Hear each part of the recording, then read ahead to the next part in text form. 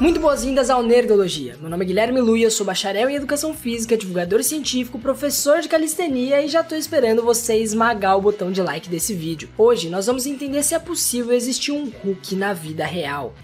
Bruce Banner era um cientista que, após ter sido exposto à radiação, se tornou o incrível Hulk. Já a mulher Hulk é a Jennifer Walters, e adquiriu seus poderes ao entrar em contato com o sangue de Bruce, que é seu primo. Ambos possuem poderes semelhantes, com destaque para alta quantidade de massa muscular e incrível força.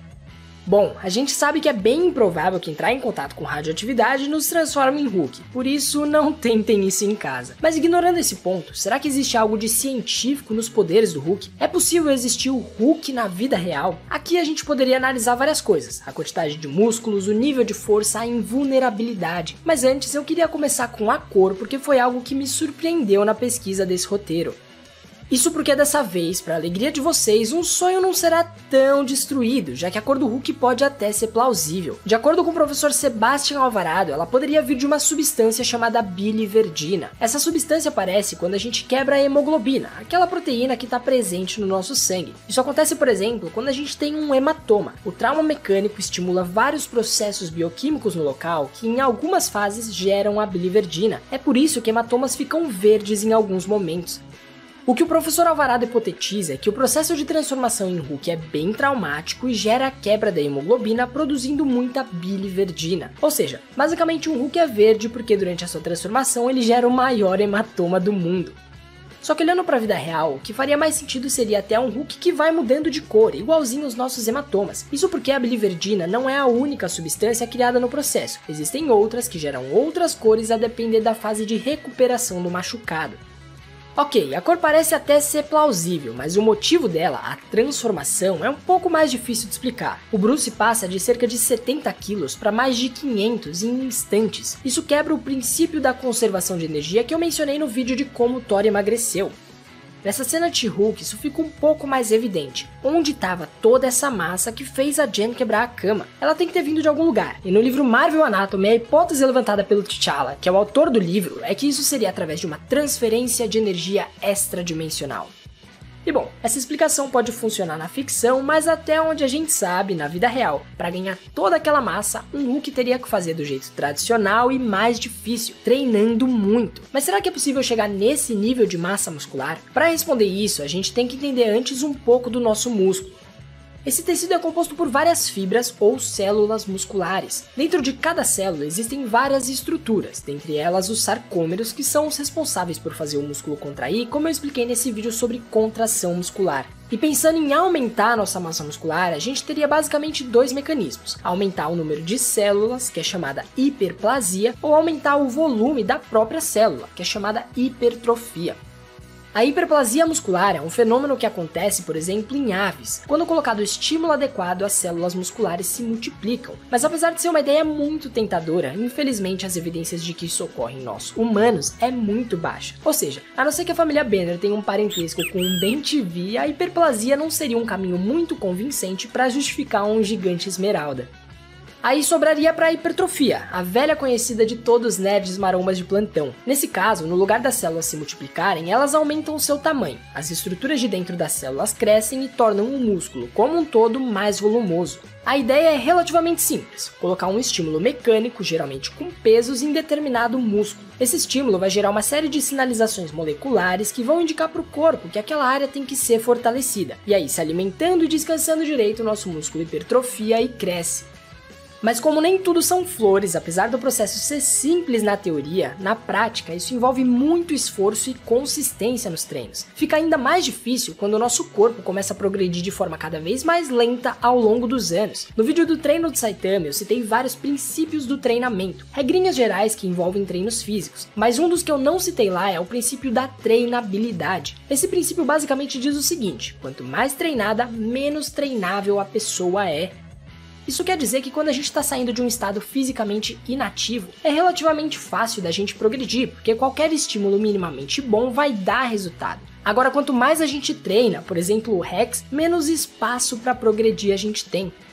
De forma ultra simplificada, é como se a gente tivesse um limite para evoluir. Quanto mais perto do limite, mais difícil fica de continuar evoluindo. E nosso corpo tem vários mecanismos para fazer isso, por exemplo, a ação da miostatina, que tem um efeito de inibir a hipertrofia. Esse limite é influenciado por vários fatores, como idade, sexo biológico e, é claro, genética. Você deve conhecer alguém que entra no shape relativamente rápido e mais fácil se comparado com outras pessoas.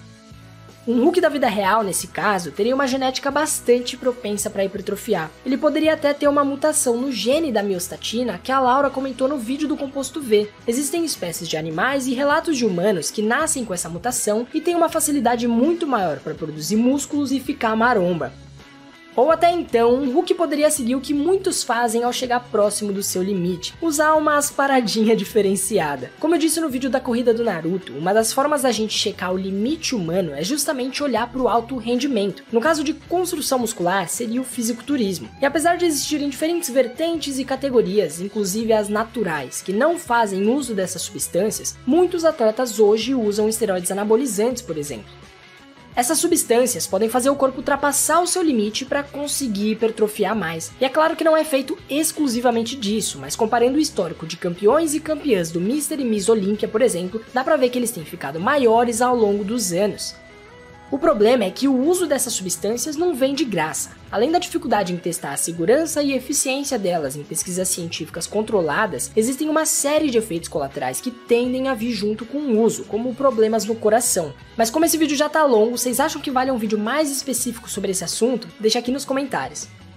Por fim, o que fica de mensagem é que mesmo hoje não sendo possível um Hulk igualzinho ao que a gente vê nos quadrinhos aqui na vida real, treinar força é uma coisa fundamental pra gente, como eu expliquei em detalhes no vídeo A Força Está Com Você.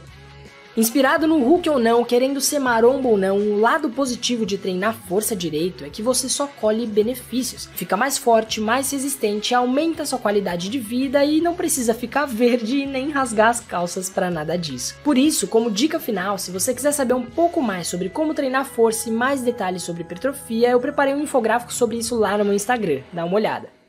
E no meu último episódio sobre a corrida do Naruto, muita gente comentou sobre o uso do chakra. E realmente, no universo do Naruto, os personagens andam na parede, na água, dão saltos impossíveis e cospem bolas de fogo usando chakra. Mas nesse caso, como corrida, diferente por exemplo do poder de voar, é algo muito mais próximo de nós, eu quis analisar de forma mais realista mesmo. Além disso, muita gente comentou que tinha uma impressão diferente da posição dos braços. No lugar de levar eles ativamente para trás, eles iam de forma passiva por causa da alta velocidade. Isso até faria sentido com um tecido, uma bandeira ou coisas bem leves, mas como eu disse no vídeo, nossos braços têm bastante massa e mesmo em altas velocidades, a gente gastaria bastante energia para manter eles nessa posição. Um exemplo é o skate downhill, ou o skate de ladeira. O nome é autoexplicativo, a ideia é descer belas ladeiras de skate. Nessa modalidade é possível chegar até cerca de 140 km por hora, ou seja, velocidades bem mais altas que a corrida humana e talvez até próxima da velocidade que um shinobi médio correria. E aí olha os braços dos atletas dessa modalidade, eles realmente colocam eles para trás para facilitar o ganho de velocidade, porém numa boa parte do tempo eles apoiam eles na lombar, justamente porque os braços têm bastante massa e mesmo em altas velocidades não é tão eficiente manter eles nessa posição de forma ativa por muito tempo. Então, observando isso e considerando o mundo ninja com chakra e tudo mais, talvez até faria sentido o Naruto correr literalmente com as mãos nas costas. Não esqueça de curtir e compartilhar o vídeo, se inscreva no canal e até a próxima.